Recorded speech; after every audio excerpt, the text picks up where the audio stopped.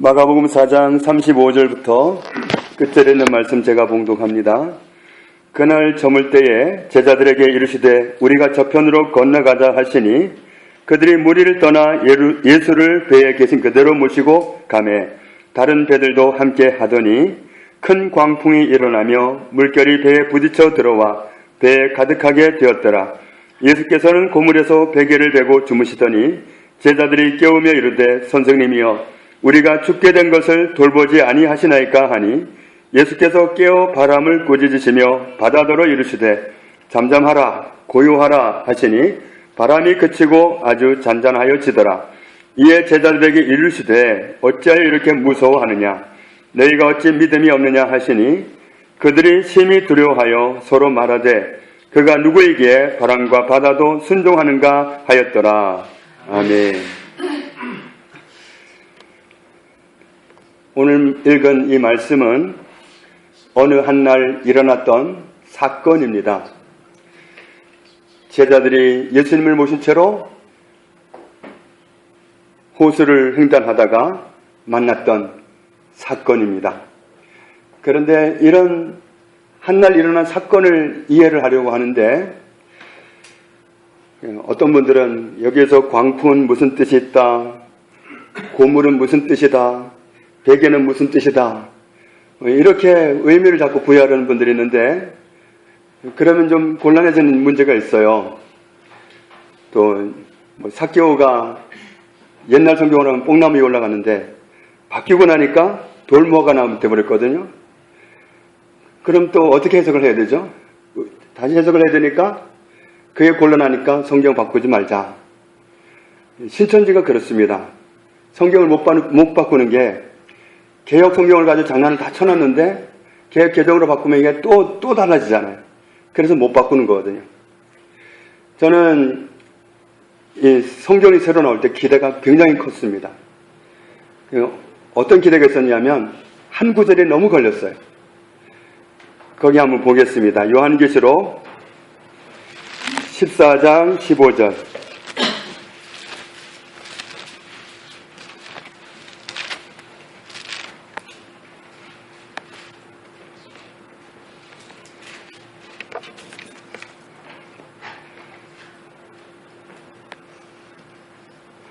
요한계시록 14장 15절이 지난번 번역 개혁 성경에는 어떻게 나와 있느냐면 이렇게 나와 있습니다. 또 다른 천사가 성전으로부터 나와 구름 위에 앉은 이를 향하여 큰 음성으로 외쳐 가로되 내 낫을 휘둘러 거두라. 거둘 때가 이르러 땅의 곡식이 다 익었음이로다 하니 천사가 성전으로부터 나와서 구름 위에 앉은 이를 향해서 큰 음성으로 외쳐서 명령을 했습니다. 내 낫을 휘둘러 거두라. 그런데 이 개정 성경에는 보면 또 다른 천사가 성전으로부터 나와 구름 위에 앉은 이를 향하여 큰 음성으로 외쳐 이르되 당신의 낫을 휘둘러 거두소서. 땅의 곡식이 다 익어 거둘 때가 이르렀습니다 하니 예수님이거든요. 예수님한테 말하는데 낫을 들어서 거두라. 이건 번역 잘못한 거거든요. 지난번 성경에서 번역 그렇게 해놓은 건 잘못한 거예요. 어떤 성경도 그렇게 번역 안 했어요. 다른 성경을 보면 새 번역 성경에 또 다른 천사가 성전에서 나와서 구름 위에 앉아있는 분에게 큰 소리로 외쳤습니다. 낫을 대어 거두어 드리십시오. 땅에 있는 곡식이 무르익어서 거두어 드릴 때가 되었습니다. 쉬운 성경도 보면 그때 한 천사가 성전에서 나오더니 구름 위에 앉아 계시는 분에게 외쳤습니다. 낫을 들어 추수를 시작하십시오. 곡식이 무르익어 거둘 때가 되었습니다. 다른 모든 성경도 번역을 이렇게 하고 있습니다. 그런데 지난번 성경에서는 이 번역을 잘못한 거예요. 그래서 이 부분 갈 때마다 제가 걸려가지고 이 부분 때문에 성경이 바뀌어야 되는데 이 부분 때문에 죄송하더라고요. 여기만 가면 죄송하더라고요. 예수님한테 어떻게 그렇게 번역을 했을까? 너무 걸렸는데 이 개정 성경을 보니까 이렇게 정확하게 번역이 돼가지고 너무 감사하더라고요. 그뿐만 아니라 성경을 보면서 원어 성경과 대조해 보면 정말 지난번 성경은 영어 성경을 갖다 놓고 번역을 한 거거든요. 근데 일본 성경은 원어 성경을 갖다 놓고 최대한 맞춘 거거든요. 그래서 찾아보면 거의 단어가 원어 성경과 일치해요. 거의가. 번역이 너무 잘 됐어요. 근데 어떤 분들은 이런 사실을 모르면 돈벌이 하려고 했다느니 뭐 자꾸 이렇게 이상한 소리를 하는데, 물론 그런 의도가 있다 할지라도 번역이 지난번보다 너무 잘 됐어요. 특별히 요한계시록 14장 15절을 볼 때 너무 감사해요. 감히 예수님한테 명령하는 그런 잘못된 번역이 있었는데 그 부분을 바로잡은 게 너무 감사합니다. 그래서 우리가 어떤 성경을 해석할 때 한 사건이에요. 삭개오가 뽕나무에 올라갔는데 근데 정확한 번역을 하고 보니까 돌무화과 나무였어요. 그 자리에 그런 나무가 아니라 밤나무가 있었으면 밤나무에 올라가는 거예요. 그럼 그 나무에 따라서 의미가 달라지면 곤란하잖아요. 그날 바위가 있었으면 바위에 올라간 거죠. 그럼 의미가 또 달라지게? 그냥 일어난 사건인데, 그날 그런 환경에서 일어난 사건인데 그 물건 하나에 그냥 의미를 부여하려고 하는 건 너무 지나친 해석이다. 저는 그렇게 봅니다. 오늘 말씀에 예수님이 제자들과 함께 배를 타고 건너가시게 됐는데 환경에 변화가 일어났습니다. 광풍이 몰아쳤습니다. 그러다 보니까 파도가 얼마나 세게 몰아치는지 배 안으로 다 들어왔습니다. 그러니까 이 배가 물이 안에 있는지 밖에 있는지 모를 정도로 밖에도 물, 안에도 물 이렇게 됐습니다. 배가 요동치고 그 노련한 사공들이 살아보려고 몸부림하지만 사는 것까지도 감당이 안 됩니다. 그래서 수습이 안 되니까 예수님을 흔들어 깨우면서 선생님 우리가 다 죽게 생겼습니다. 우리를 안 돌보십니까? 정말 자기들은 살아보려고 몸부림하고 있는데 예수님은 배 끝자락에서 곤히 주무시고 계시니까 여기서 보면 우리가 확연히 느낄 수 있는 게 뭐냐 하면 제자들은 그 환경의 영향을 고스란히 다 받습니다. 그러나 예수님은 똑같은 환경에 있는데 영향을 전혀 안 받습니다. 사람은 영향을 다 받지만 예수님은 영향을 전혀 안 받아요. 그냥 전부 아수라장이 됐는데도 여전히 곤히 주무시는 거예요. 환경의 영향을 안 받으신 분이 예수님이십니다. 사람들은 영향을 받습니다. 그래서 깨웠더니 예수님이 정말 보다 처음 본 일을 행하십니다. 그 광풍을 향해서 그 파도를 향해서 잠잠하라, 고요하라. 그 정말 죽느냐 사느냐는 그런 기로에서 예수님이 그렇게 나올 줄은 몰랐죠. 그런데 그걸 말을 들을 게 또 뭡니까? 아니 저것들이 귀가 있었단 말입니까? 저분이 누구시길래 바람도 알아듣고 잠잠하고 파도도 알아듣고 고요하고 어떻게 된 일인가? 이런 사건이 일어난 겁니다. 제자들은 이제는 파도가 무섭고 바람이 무서운 게 아니라 예수님이 무섭습니다. 도대체 누구시기에 이 아수라장되었던 그 환경을 이렇게 다스려 버리실까? 말씀으로. 예수님이 두렵습니다.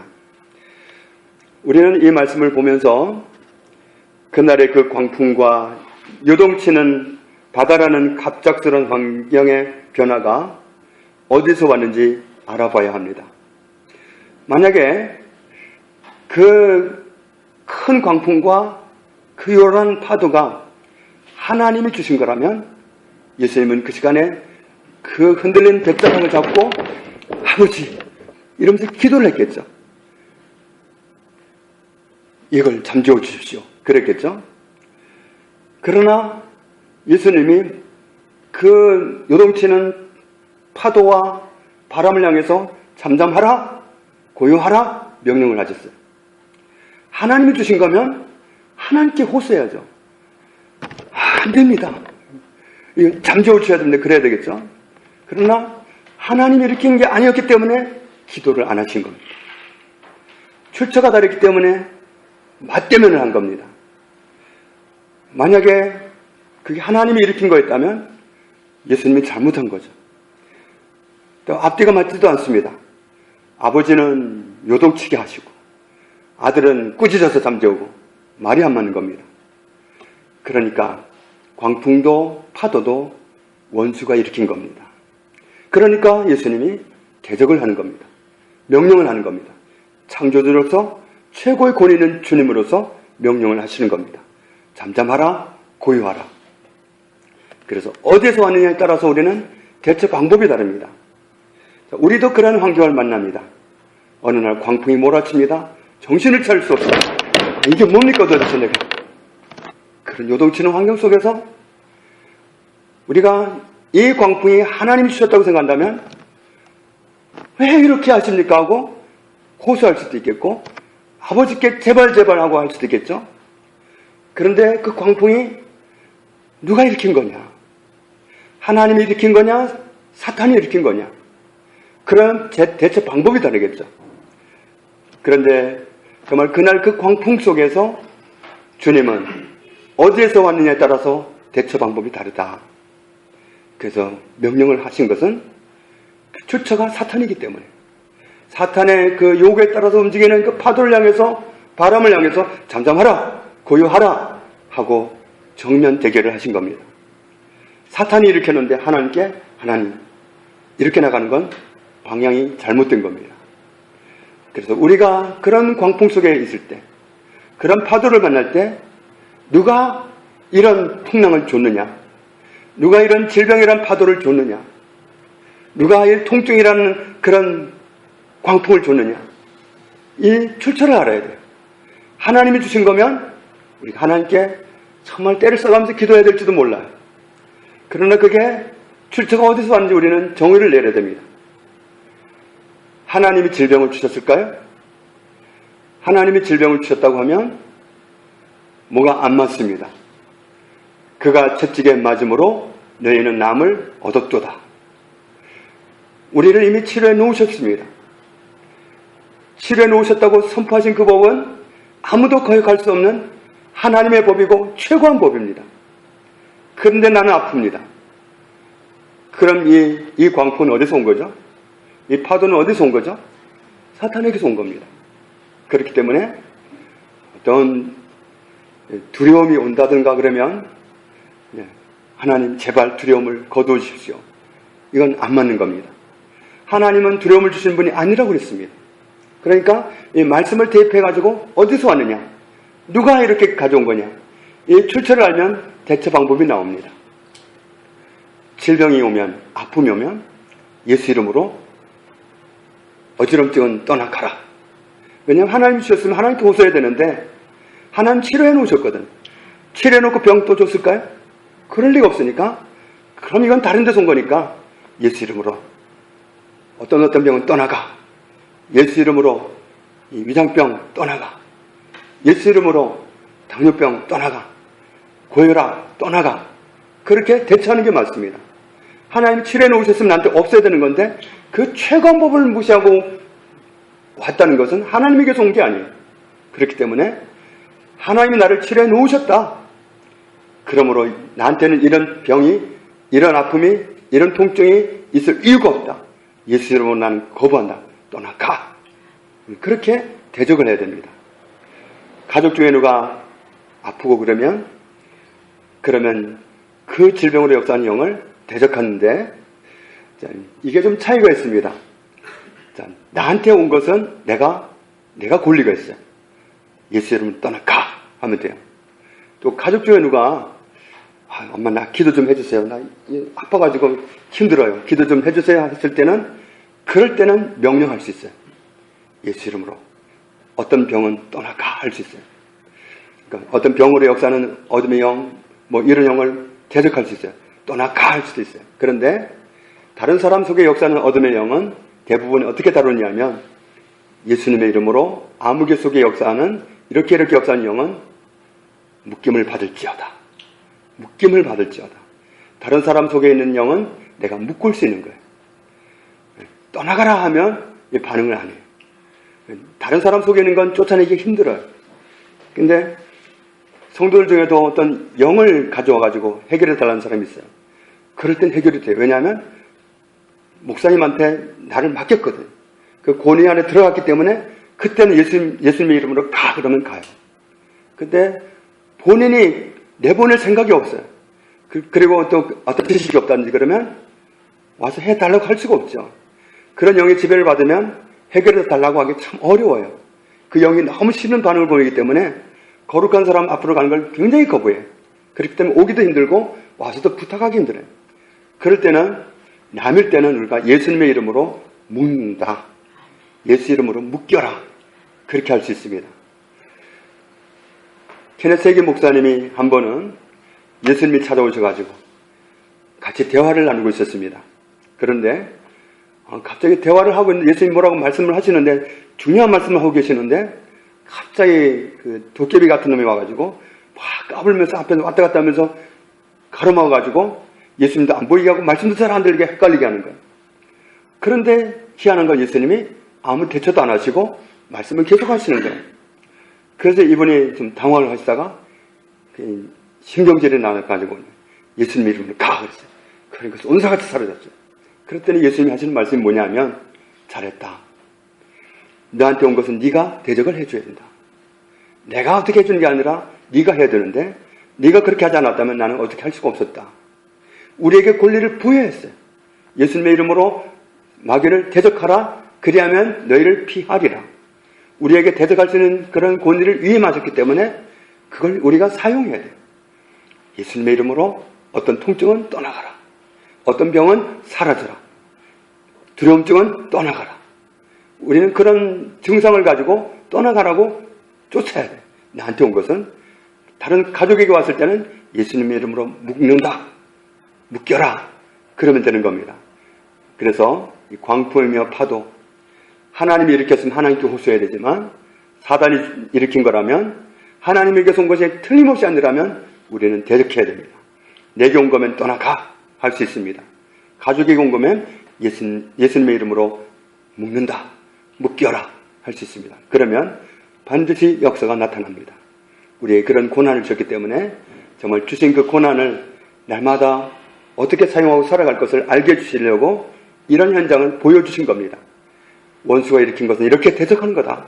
잠잠하라, 고요하라 하고 대적하는 거다. 하나님께 기도할 문제가 아니다. 우리에게 부여된 그 권리를 사용해서 이런 것을 어떻게 다스려야 할지를 말씀해 주셨으니까, 우리에게 일으키는 이 환경의 요동 속에서 우리의 위치를 늘 찾아가는 저 여러분 되시기를 주님의 이름으로 축복합니다. 하나님 아버지, 감사합니다. 예수님과 제자들이 탄 배를 통해서 우리에게 다가오는 광풍과 풍랑을, 파도를 어떻게 다스려야 할 것을 알게 해주시니 감사합니다. 하나님에게서 온 거라면 하나님께 기도할 문제이기도 하겠지만, 원수에게 온 거라면 원수를 향해서 그렇게 역사하는 배후의 영을 대적하는 것이 맞다는 사실을 알게 해주시니 감사합니다. 일러주신 방법대로 날마다 승리하는 저희들 다 되게 하시니 감사합니다. 오직 하나님의 영광을 위해서 살아가도록 지혜를 주시고 말씀이 늘 생각나게 해주시고 적절한 순간에 말씀을 적용할 지혜를 주옵소서. 예수님 이름으로 기도합니다. 아멘.